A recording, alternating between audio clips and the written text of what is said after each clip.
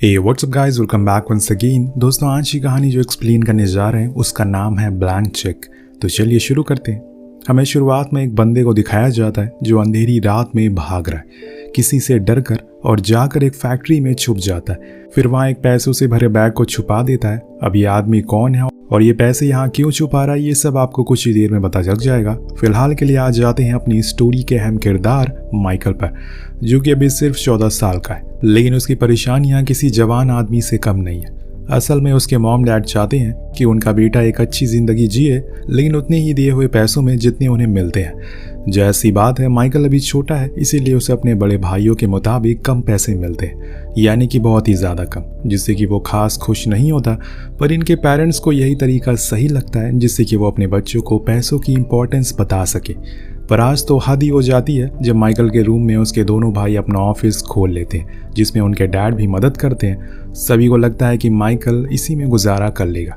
अब उस दिन उसे अपने दोस्त की बर्थडे पार्टी में जाना होता है, जो कि एक अम्यूजमेंट पार्क में थी, लेकिन पैसे कम होने की वजह से वो अपने दोस्त के साथ एंजॉय नहीं कर पाता, जिस चक्कर में उसके दोस्त भी उसका मजाक बनाते हैं। वो बहुत ही ज़्यादा दुखी हो जाता और आकर अपने मॉम डैड को ये बात बताता है, लेकिन उनका कोई भी सीरियस रिस्पॉन्स नहीं होता। उसी दौरान उसके दोनों भाई पार्टी के लिए जा रहे होते, जिन्हें देखकर माइकल का भी मन करता है उनके साथ जाने का, लेकिन उनके पास तो पैसे ही नहीं और वो वहाँ जाकर क्या ही करेगा। लेकिन आज तो सारी बर्दाश्त की हदें पार हो जाती है, इसीलिए वो अपने डैड से बहस कर लेता और पैसे मांगता है। कम से कम वो इतने तो दे दें जितने भी वो अपने बड़े बेटों को देते हैं, लेकिन उसके डैड नहीं सुनते।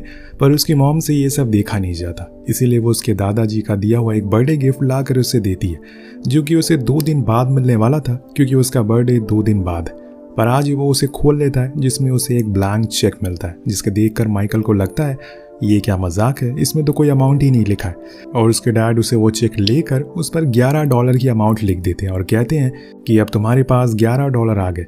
ये देखकर माइकल समझ जाता है कि उसके डैड ने उसके साथ मोई मोई कर दिया है और इसमें तो हम कितनी भी अमाउंट लिख सकते हैं। अब रात में वो चेक करता है तो उसे पता चलता है कि अगर इस $11 पर इंटरेस्ट आएगा तो उसे 1 मिलियन जमा करने पर कई 100 साल लग जाएंगे और तब तक वो और उसके सारे दोस्त बूढ़े भी हो जाएंगे। और इसीलिए वो एक विश लिस्ट बनाता है, जिसमें वो कुछ विशेस को लिखता है, जैसे कि अपना घर लेना, बहुत अमीर बनना और एक अच्छी कार भी होना, जिसे लिखकर वो सो जाता है। अभी वो 14 साल का ही है, इसीलिए उसे लग रहा है कि ऐसा करने में वो कल तक बिलियनर बन जाएगा।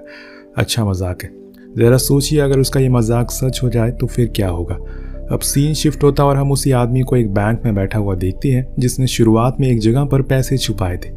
वो एक शातिर कैदी है, जिसकी रिहाई के बाद वो बैंक में जमा करने के लिए जाता है। वहाँ का मैनेजर बाइडन उससे सारे गलत कामों में आधा हिस्सेदार रह चुका है, लेकिन अब उसने उस काम को छोड़ दिया है। इसीलिए वो फिल को सलाह देता है कि अगर तुमने इस पैसे को यहाँ जमा किया तो FBI वाले तुम्हें पकड़ लेंगे, लेकिन वो नहीं मानता। उसे धमकी देते हुए कहता है कि अगर अपने परिवार की सलामती चाहते हो तो इसको किसी भी तरह वाइट मनी में तब्दील कर दो, ताकि मैं उसे यूज़ कर सकूं। अब वो आदमी डर जाता और हाँ कर देता है। नेक्स्ट डे हम माइकल को बैंक में देखते हैं। वो खुद का अकाउंट खुलवाने के लिए उस $11 को निकलवाने के लिए लाया था, लेकिन वहाँ काम कर रही एक लेडी उसे बताती है कि उसे कम से कम $200 लाने होंगे, तब जाकर उसका अकाउंट ओपन होगा।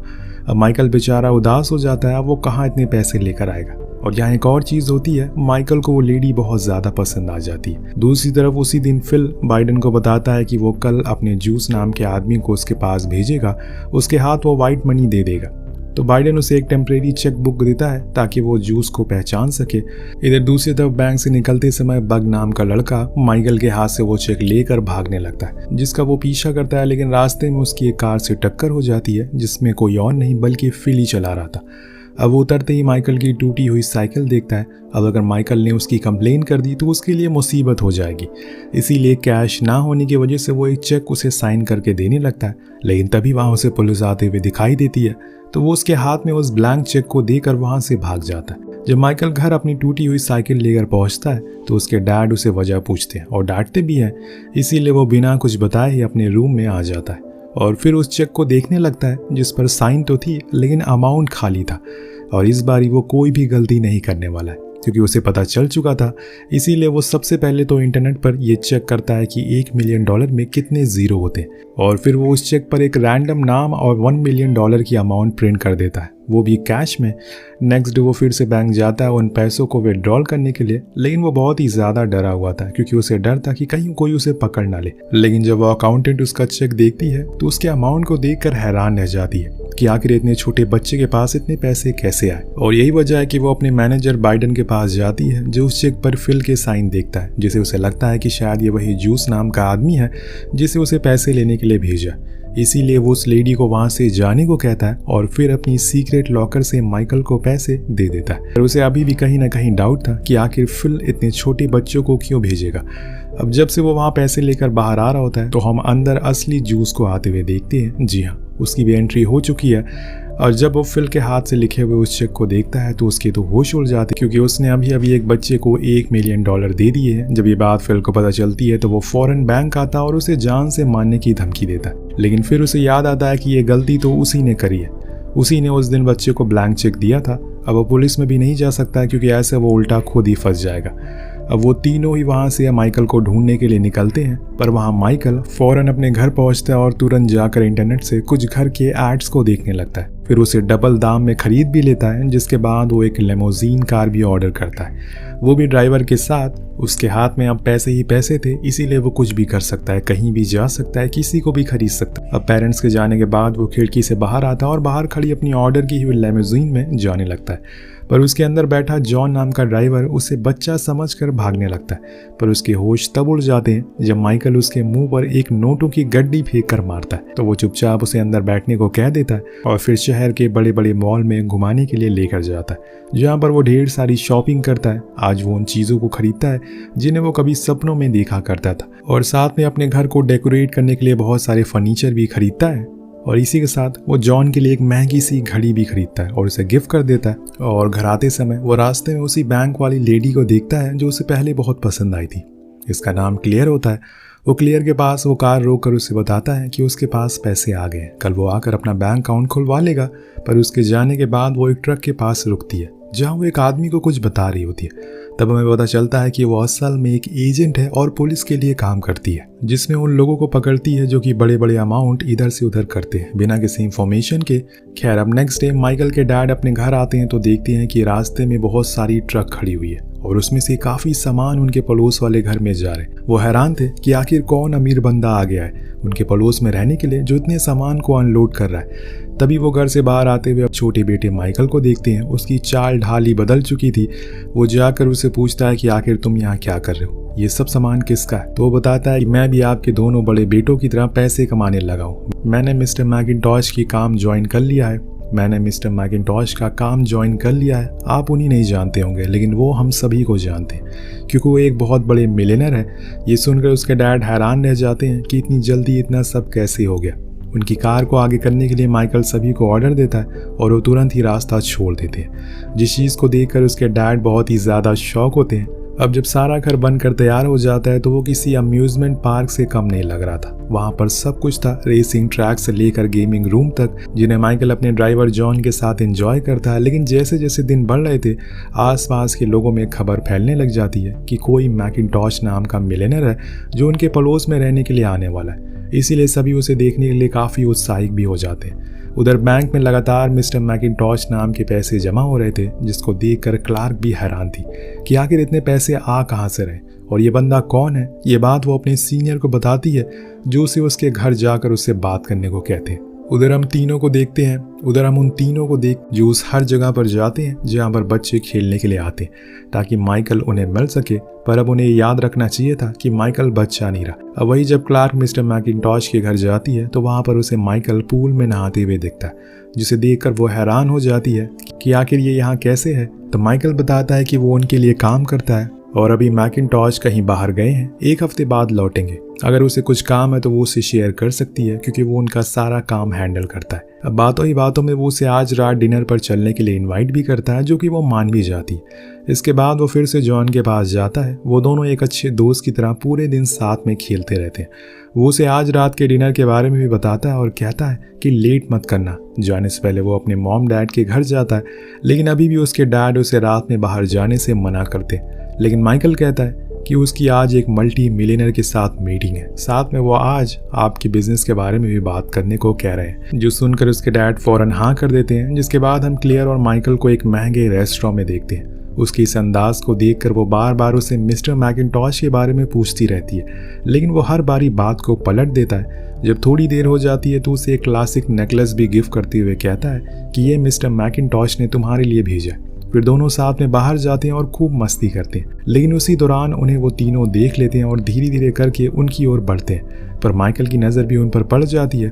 वो फौरन वहाँ से निकल जाता है। क्लेयर कहती है कि उसे उसके साथ आज खेल कर बहुत मज़ा आया। माइकल उसे फिर से मिलना चाहता है, इसीलिए वो उसे मिस्टर मैकिन्टॉश की बर्थडे पार्टी पर इन्वाइट करता है, जो कि उसे खुद की होने वाली है। अब क्लेयर को ड्रॉप करने के बाद वो घर जाकर एक पार्टी ऑर्गेनाइजर को बुलाता है और उसे सब कुछ समझा देता है। जिसके बाद वो जॉन को खुद के साथ खेलने के लिए फिर से बुलाता है, लेकिन आज वो अपनी फैमिली के साथ बाहर जा रहा है, इसीलिए नहीं पता है। तो माइकल अपने दोनों भाइयों को काम पर रख लेता है और उनके साथ खेलता है। पर एक समय पर वो भी चले जाते हैं, तो वो साइकिल लेकर पास वाले पार्क में जाता है, जहाँ वो पहले अपने दोस्तों के साथ खेला करता था, पर अब उसके साथ कोई नहीं खेलता। सब तो उसके गैजेट के साथ खेलना पसंद करते हैं। माइकल कहीं न कहीं अकेला महसूस करने लगा था। तभी सामने से आ रही कार में उसे बाइडेन दिखता है, तो वो तुरंत ही वहां से भागता है और उन्हें चकमा देकर अपने घर आ जाता है। पर फिल उसके दोस्त को वो लोग पकड़ लेते हैं और उसे धमका कर जैसे तैसे करके उसका एड्रेस निकलवा लेते हैं। उधर अब वो अपनी पार्टी के लिए तैयार हो जाता है, लेकिन उसके दोनों भाई उसे कहते हैं कि क्लियर सिर्फ मैकिन्टॉश के पैसों की वजह से उसके साथ, वरना तो वो उसकी ओर देखेगी भी नहीं। यही बात वो जॉन से भी पूछता है, तो वो कहता है कि हाँ ये सच है, कुछ लोग सिर्फ तुम्हारे पैसों की वजह से तुमसे बात करते हैं। और ये सुनकर माइकल का दिल टूट जाता है।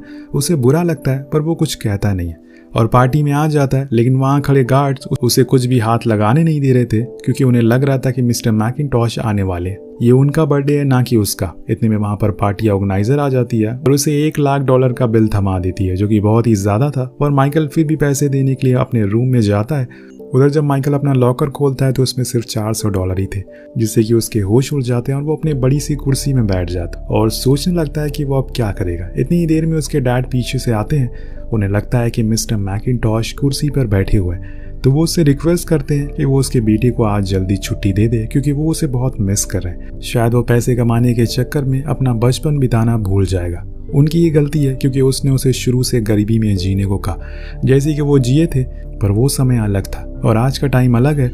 आज वो उसे माफ़ी भी मांग लेंगे। ये सब सुनकर माइकल दुखी हो जाता है और रोने लगता है, पर पीछे नहीं मुड़ता। उनके जाने के बाद वो फौरन बाहर अपनी कार के पास जाता, लेकिन वहाँ ना तो उसकी कार थी और ना ही जॉन। ये देखकर वो उदास हो जाता है और मन ही मन सोचता है कि जब तक पैसा है लोग पूछेंगे कि कैसा है। जिस दिन नहीं होगा उस दिन सब लात मार कर भगा देंगे। वो ऐसे ही मुंह लटकाए अपने नए घर में आ जाता है, जहाँ क्लियर उसे मिलने के लिए आती है और कुछ बताने की कोशिश करती है, लेकिन माइकल तो उसे वहाँ से चिल्लाकर भगा देता है। उसे कुछ ही देर बाद वहाँ पर वो तीनों भी पहुँच जाते हैं और माइकल को पकड़ लेते हैं। देन फिल उसे पूछता है कि आखिर उसने उसके पैसे कहाँ छुपाए, तो माइकल सच बोलता है कि उसने सारे पैसे खर्च कर दिए। और ये सुनकर वो हैरान हो जाता है कि कोई कैसे इस 6 दिन में $1 मिलियन खर्च कर सकता है। तो माइडन फिल को समझाता है कि ये तो तुम्हारे लिए अच्छा ही है, तुम्हें एक नई आइडेंटिटी चाहिए थी जो कि इस बच्चे ने दिला दी। लेकिन फिल को सही नहीं लगता। इतने में माइकल वहां बने एक सीक्रेट डोर से बाहर आ जाता है। वो उसका पीछा करते हैं, लेकिन माइकल इस घर के हर एक कोने से अच्छे से जानता है, इसीलिए बहुत देर तक उन्हें ऐसे ही घुमाता रहता है। पर अंत में उन्होंने उसे पकड़ लिया था कि तभी वहां पर क्लेयर अपनी टीम के साथ पहुंच जाती है और पूछती है कि इसमें से मिस्टर मैकिन्टॉश कौन है। तो फिल को लगता है कि अगर वो खुद को मैकिन्टॉश बताएगा तो वो लोग उसे नहीं पकड़ेंगे, लेकिन हकीकत में इसका उल्टा हो जाता है और वो उसे पकड़ लेते हैं। मनी लॉन्ड्रिंग और धोखाधड़ी के केस में उसके साथ साथ भी बाइडेन भी जाता है और माइकल को क्लियर अपने साथ ले जाती है।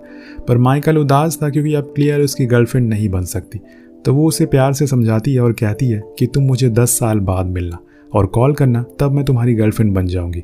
और उसे अलविदा कहकर चली जाती है। तभी वहाँ उसके डैड आते हैं, जो माइकल को देखकर गले से लगा लेते हैं। उन्हें उसकी बहुत फिक्र हो रही थी बाहर इतनी सारी पुलिस को देखकर। अब जब वो बाहर आता है तो वहाँ जॉन उसे आखिरी गुड बाय बोलता है और ये भी कहता है कि उसने उसके साथ जितने भी पल बिताए वो उसके लिए बहुत यादगार रहेंगे। फिर माइकल अपने घर आ जाता है जहाँ पर उसका पूरा परिवार था। सभी उसे केक काटने को कहते हैं और फिर उसके डैड उसे उसकी विश मांगने को कहते हैं। तो माइकल ऊपर देखते हुए नम आंखों के साथ कहता है कि उसके पास अब सब कुछ है, जो कि है उसका परिवार। दोस्तों, आप इस दुनिया में सब कुछ पैसों से खरीद सकते हैं, लेकिन माँ बाप का प्यार, एक परिवार के साथ रहने का सुख और खुद की खुशी कहीं किसी बाजार में आपको बिके हुए नहीं मिलेगी, क्योंकि वो चीज़ अनमोल है। इसी के साथ ये कहानी यहीं ख़त्म हो जाती है। मिलते हैं अगली वीडियो में। Peace out.